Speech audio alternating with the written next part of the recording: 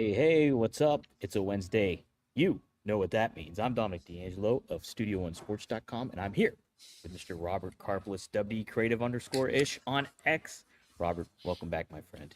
Man, it is good to be back. It's good to see that we're now back integrated on X. I didn't have to do that crazy double posting thing. It worked.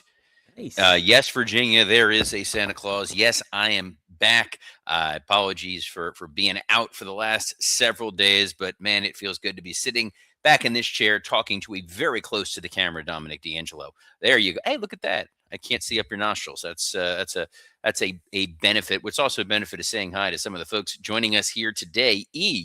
Says, "Was up? How was the masked man? I mean, Robert's time off. How dare you, sir? That is unsubstantiated. I wish I could jump that high." Cammy Star says, "After morning all." Wrestling Old Head says, "Good day all. The weather's getting better, and I'm ecstatic God dang it, or excited. Are you excited, Robert? I'm I excited to am. say, Cammy Star pointing out who is that stranger on the other screen. Yes, I am. I am back. I was out for my daughter's bat mitzvah for a few days. That was it was nice. The only major wrestling presence there, obviously, Booker Raton Championship Wrestling Commissioner Matthew Mashler was Mm. physically there, and good friend of the show, Maxwell Jacob Friedman, sent along a nice video message. How about the he's is the nicest guy in wrestling. That is true. He is terrible. The things he said were incendiary, made Oh. 13-year-old children cry. Dre Owen says, "Hello, RNI. Dynamite has the barn burner of the Babes of Wrath versus Mega Mega Bad Bad? Is tonight." that what their name is? I don't know. I don't know who Mega Bad is. Megadeth? Megadeth. Caspian07 says, "Robert, it's been so long since we last saw you. I can't remember your face anymore." Yeah, me neither. Wanna Breeze says, "Hello, and I so excited that Robert is back." Um, and then Wrestling Old Head says, "Congrats. Did you resist the urge to book a BRCW angle at the festivities?" So I did. Mm. However, this coming Sunday, BRCW Birthday Bash, it will be live here in beautiful Boca Raton, Florida. If you're able to attend in person, it will be streaming on the interwebs. Otherwise, huge show. Main event is the dastardly BRCW World Champion, who genuinely sucks. Steve Macklin Wow. will be defending against Matt Taven, Mr. Matt. sexy Matt Taven, with Is his is he? saxophonist. Does he have a saxophonist? He does have a saxophonist, and the Sons of Boca, Cesar Bononi and Noah Kakoa will be taking on the Righteous. I need to see this. Matt And Taven. a women's it's not a battle royal because I Okay. don't like battle royals. It is a women's rumble situation. I like the entrances. I like that you get the countdown. I like that flow. So we're not doing a battle royal. We're drawing names. We're doing it old school. We're getting out the tumbler. Is it officially called something, Robert? Did you come It up with the it name? is it is, but we've changed it 4 different times. So I don't remember exactly what we've ultimately gone with. But whatever it is, it's it's gonna be good. But what's gonna be good is all the wrestling news that I've missed this week, Dom. You So missed anything quite a of bit. note over the last few days? So I definitely watched SmackDown, watched Raw. One of the nice things about the WWE, and it's where you really appreciate the artistry and craftsmanship of what they do, because they really are operating with that in net, is that Bronson Reed situation Yeah. where Bronson Reed was hurt in a match where they needed an outcome. And in that moment, you knew that there were conversations going on with the folks in Gorilla and the creative team of, all right, it's got to be either main event Jey Uso or the original El Grande Americano, who's got to win to get that last spot in the Elimination Chamber. So it's not only get this note to these guys, they got to come up with a finish on the fly in the match that makes sense, but also now what are we doing with Jey Uso? What did we originally have planned with Jey Uso? How is this impacting the next week, month, 6 months of TV that we had laid out with Jay? It's why wrestling is truly remarkable in terms of storytelling. Right. It's like that. You have to have that ability to pivot on a dime like that when somebody gets hurt. It's unfortunate because Bronson Reed, he's suffered some injuries. He was just out with a long-term injury too, and so it sucks to kind of see him put in that position because he would have been fun in the elimination chamber, no doubt about it. He absolutely would have been, and also when you construct a match like an elimination chamber, you're building it based on who those folks that are in that match. And Bronson Reed is obviously a very large anchor.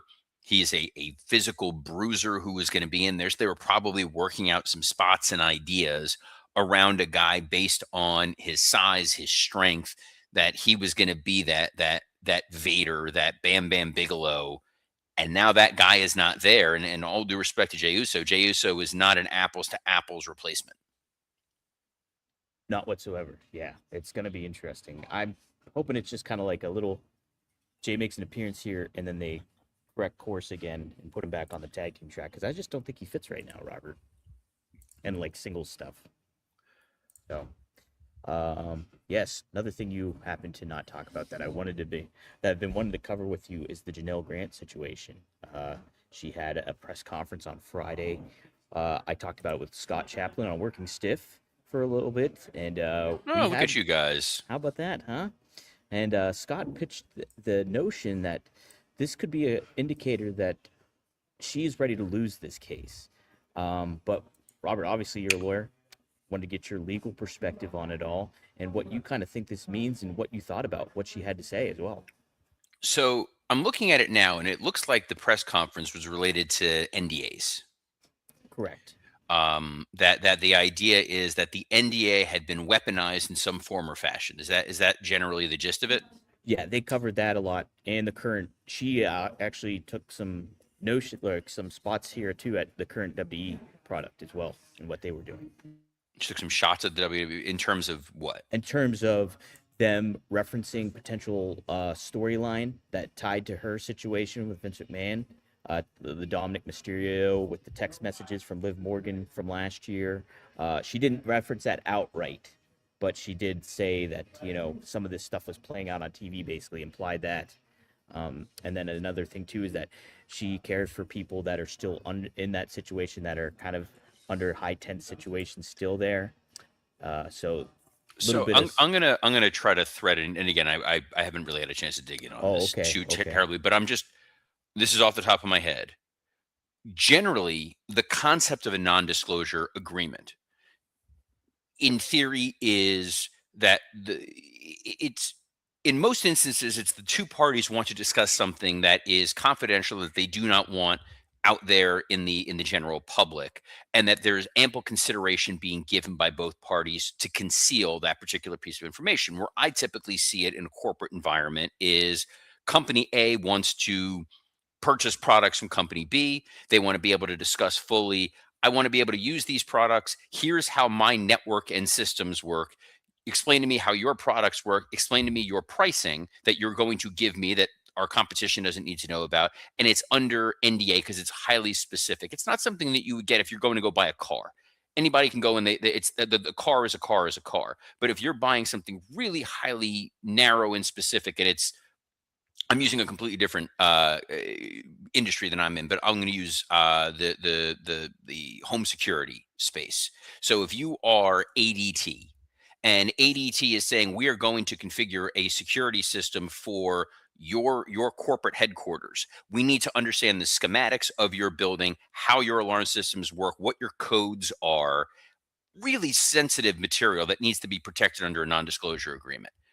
In this instance, there's also non-disclosure agreements that exist with employers and employees, because as an employee, you are privy to matters that are not public. And especially when you work for a publicly traded company, that can have material impact on a company's stock. So when I was at WWE, I was obviously under an NDA, even though I wasn't planning on discussing this anyway. But if I had proprietary information about, say, like at one point while we were there, and we're long past the NDA lapse time, there were conversations about Brock Lesnar possibly coming back while we were there. And we mapped out some ideas for him.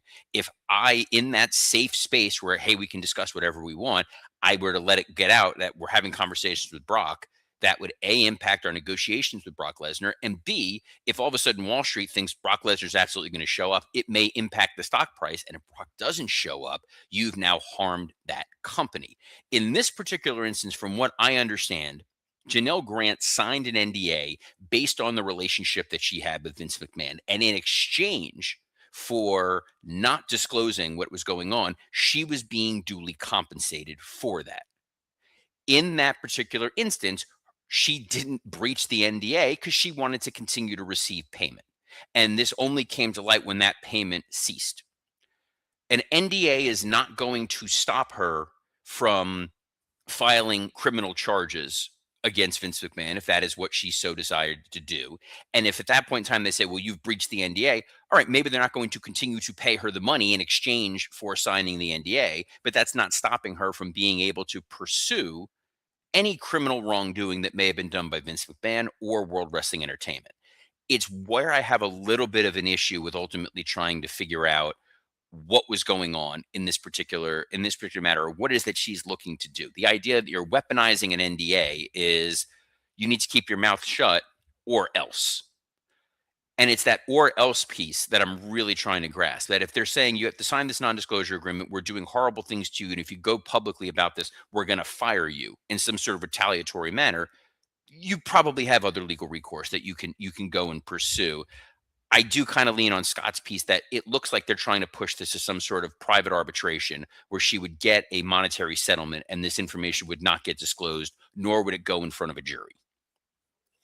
Interesting. So that adds some different layers to it that I wasn't certainly considering. So you think it's not that she wasn't abused or certain things like that, but you think there was maybe some there was a little bit more consensual stuff going I on. don't know if it, so. I don't know if their relationship was consensual or non.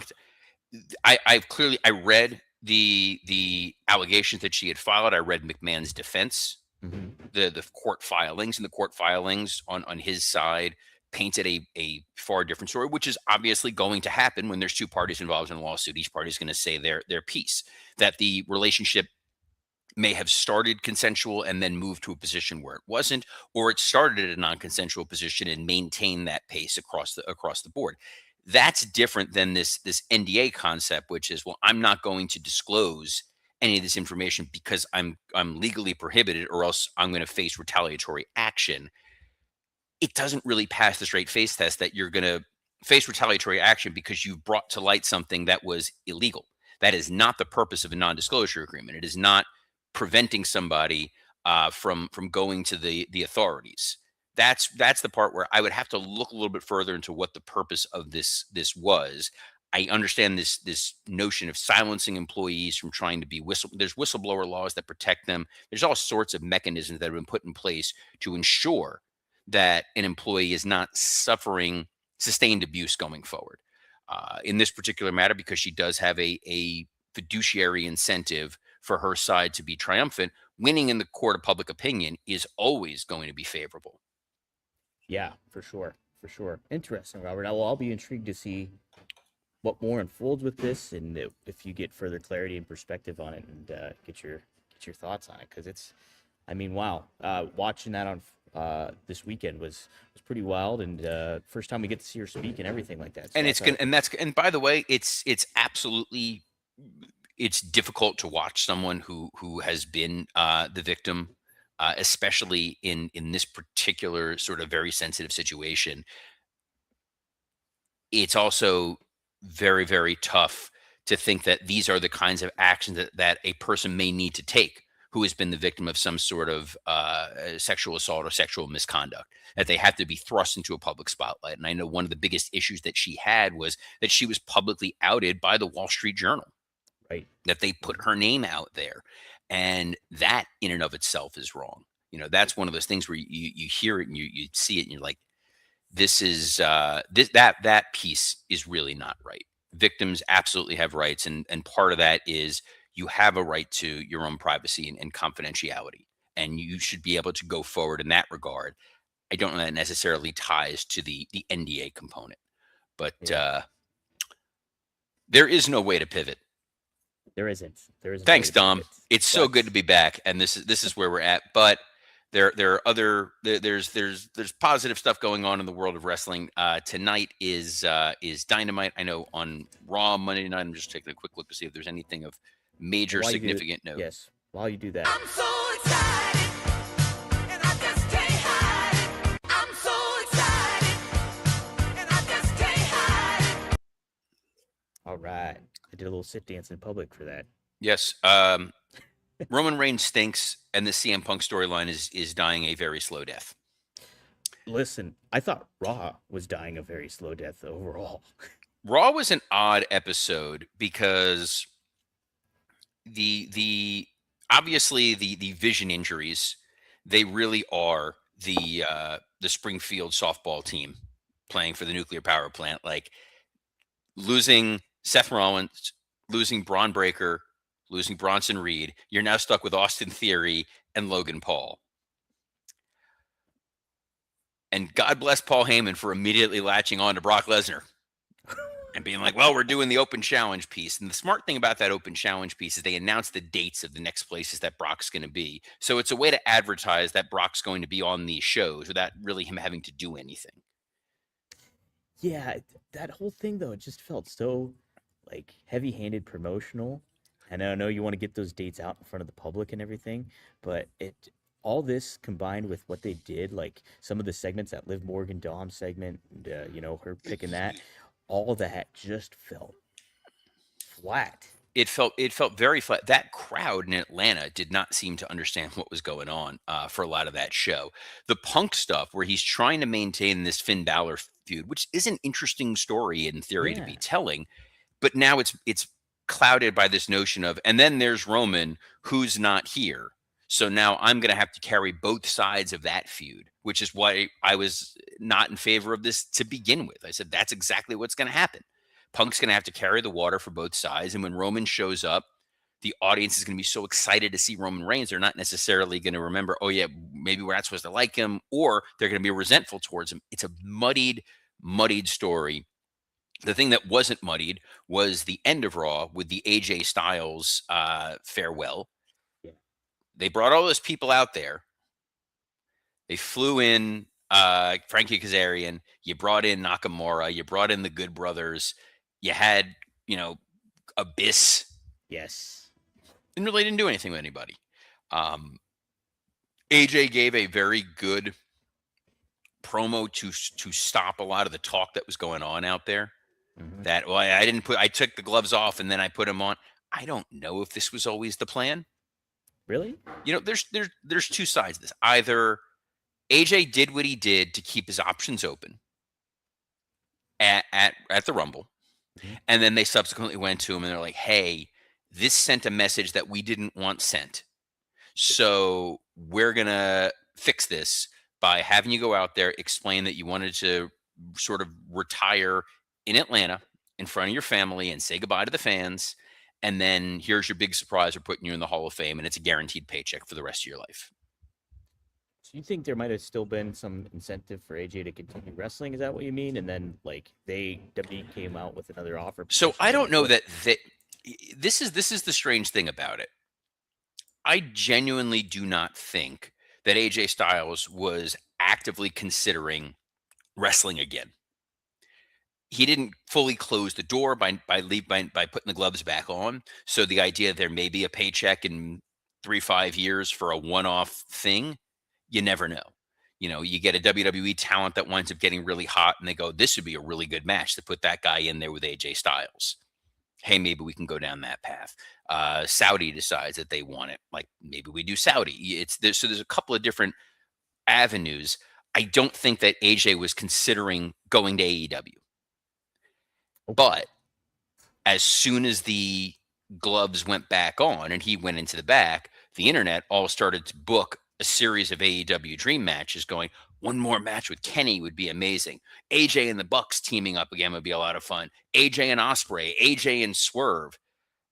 And if you're Tony Khan, you're going, I could financially make that work, and I could make that a very interesting proposition to AJ Styles. So I think WWE kind of worked themselves into a shoot. That this was never the plan, but then all of a sudden it was like, well, maybe. And now you're like, uh-oh. It's like back in WCW when the Outsiders, they thought they were going to go back to WWE because I think the fake Razor and Diesel were there. Yep. And they got their contracts up. That's exactly what this feels like. So I would not be surprised if in 5-10 years, like the ghost of Bruce Pritchard is telling this story to Conrad. Yeah, right. We'll have to wait and see. Hey, are we going to see any ghosts tonight in Denver, Colorado, Robert? It's AEW Dynamite. It Wow. is AEW. You already played the song. You know to play it again. I won't. There's a preview here. I am looking at it now. MJF and Hangman decide to stipulate. That was another thing that was totally botched. That Yes. the notion was MJF gets to pick the stipulation, but then Hangman was like, "We know it's going to be a Texas death That's match." a step match. No, we don't. What was the point of that? It was Yeah. such a strange, like, beat. And if it's MJF gets to pick the stipulation, and the stipulation is ultimately that if Hangman loses, he will never challenge for the AEW World Title again. Then the stipulation should be a one party has to do a million jumping jacks, and the other one has to do zero, and then the match begins. Okay, one guy gets to use a shotgun. Like it's just, it's odd. It's a very odd thing, but we're going to tune in and then we're going to hear it. And if Max picks any kind of competitive match, he's a babyface. It's the same thing we ran into with Fletcher. Right. Like it has to be such a heel favoring biased match to make any kind of decision whatsoever feel justified by the heel. Because if Max says, yeah, all right, Texas death match, no holds barred, no rules, falls count anywhere, inferno match, like whatever, audience is going to pop. This is going to be awesome. You're never supposed to think what a heel does is awesome. Willow and Harley versus Megan Bayne and Penelope Ford. Babes of Wrath. Going for a rematch for the Babes of Wrath. If you're going to that well a second time, Dom, I'm thinking something's going to have to happen. Thinking we're going to get a title change tonight with the Mega Bad, if that's what they're really called. Well, win, lose, or draw, Harley Cameron will be a part of the BRCW Women's Rumble this Sunday, live in Boca Raton, Florida. Shameless plug. Yes. This next thing, I don't know if you just made this up or No, what. I did not. There's really a match called the Mile High Madness match, where anything goes. Anything. Does this mean it's a Anarchy in the Arena, Robert? That's kind of what I'm thinking. On a show where MJF is going to pick a stipulation, there's a match on here where the stipulation is every stipulation ever. Right. And it is Dax Harwood, Cash Wheeler, Ricochet, Toa Leona, and Bishop Khan. That's 5. Versus Jack Perry, who's not Jungle Jack Perry. Nope. Matt Jackson and Nick Jackson. Correct. And then Desmond Xavier and Zachary Wentz, the Rascals, who I thought were heels, because didn't they attack Eddie Kingston in a parking lot? Wait, when did this happen? Didn't this happen on Collision a couple weeks ago? I don't know. Well, then it didn't happen. And I guess it never happened. Then I guess I imagined and hallucinated it. Look, it's a lot of really talented performers, a lot of people I really like in the Young Bucks and Jack Perry. So I feel like it'll probably be a really fun, just this is going to eat up a lot of time kind of schmoz. We got John Moxley versus. I thought you were going to say John Elway because they're in Denver. Yes, Dom. I thought that former Denver Broncos great John Elway, Cartman's real father, was going to show up and randomly compete, defending the Continental title against El Clone. El Clone. Is it clone or clon? I'm still trying to decide that. I think there's Quang. Quang. Moxie's a super over babyface. This makes total sense. Everyone involved in Moxley's inner circle are super babyfaces, which is why we're getting Gabe Kidd versus Orange Cassidy. 100%.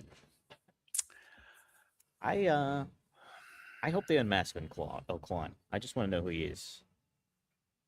Just move on from the angles. A dude. I don't mind. I think there's something really funny about the fact that El Clone existed to be the evil doppelganger of Hologram, but then Hologram went down with an injury, and now this guy is just stuck with this gimmick. He's like Noob Sabat in Mortal Kombat. I'm going to assume that I know what that means. So yes, cool. Some people might get that. I'm sure people will. I know Sub-Zero. Well, that's the original. Sub-Zero was the original Noob Sabat, or vice versa. Fun fact. The original Sub-Zero turned into Noob Sabat. There we go. I'm a nerd. Brody King versus Mark Davis. Yes. Somehow on a show where we're literally talking about pro wrestling, you somehow made it infinitely nerdier. I did. I don't. Jeez. Sorry. Brody King is a big dude. Mark Davis is a big dude. These two guys beating the hell out of each other should be a hell of a lot of fun. Should be a lot of fun. Yes. And Brody will be super over, I think. Super duper over. I'm sure he will be super duper over. What's also super duper over is this episode of Rumor and Innuendo. Oh. Yes. Clever. We covered it all. We will be back tomorrow. I will be back, as will Dominic D'Angelo. And we will be discussing the fallout of Dynamite and all the other exciting wrestling news. Yes. And you can catch us, as you do every Monday through Friday, at noon Eastern on a plethora of platforms, including the WW Creative _ISH X account, the at Dominic D'Angelo X account, the at SE Scoops X account, and on YouTube on Podcast Heat and Studio One Sports. So, on behalf of the only man in that bar currently doing a live wrestling podcast, Dominic D'Angelo, I'm Robert Karpolis. Best of luck in your future endeavors. I don't know. We might have some copycats coming up. Get some coffee. Shh.